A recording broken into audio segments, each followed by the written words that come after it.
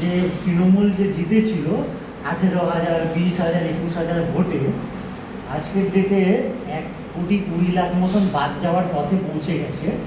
তার কারণে কী হবে, কারণ আমি তো নিজে থেকে 2021-এ আমি আমার কাউন্সিলরের হয়ে ক্যাম্পেনিং করেছি TMC, because of certain reasons, ঠিক আছে। তো যখন 2021-এ যখন ইলেকশন হলো, council election plus assembly election, তখন ওখানে আমাদের পাড়ার ছেলে পুলে লোকজন যারা ক্ষমতায়, যারা ক্লাব চালায়, তারা গর্ব করে বলছে আমি এতগুলো ছাপ্পা ভোট মেরেছি, আমি অতগুলো ছাপ্পা ভোট মেরেছি। আমরা 2021-এ একটা ছবি দেখেছি, ব্যালট বক্স নিয়ে দৌড়ে যাচ্ছে মাঠের পাশ থেকে, ঠিক আছে। আমরা এটা ভালো মতো জানি, আবাসনের বাইরে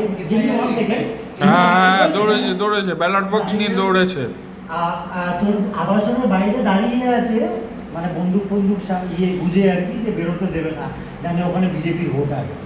এবার এসআইআর এর ইম্প্যাক্ট এটাই, 55 থেকে 60টা সিটি ইনক্লুডিং ভবানীপুর আর পোর্ট এরিয়া, যেখানে তোর ফিরহাদ হাকিম আর মমতা ব্যানার্জি, সেইখানে যথেষ্ট নড়বড়ে জায়গায় আছে। তার কারণে কলকাতা আরবান পপুলেশন, আজকে তুই যেভাবে কথা বলছিস, ও যেভাবে বলছে, আমি আর ও হয়তো পলিটিক্স নিয়ে বেশি নাড়াচাড়া করে না, হয়তো তুইও করিস না, আমি আরও একটু বেশি করি, ওর কথা বাদ দিই, ইজ এ স্পেশাল কেস।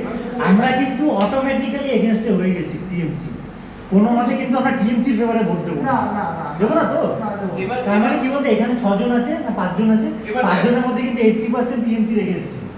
এবার এসআইআর এর ইমপ্যাক্ট কি হতে পারে, আমি টেকনিক্যাল অ্যাসপেক্ট গুলো বলছি, ঠিক আছে।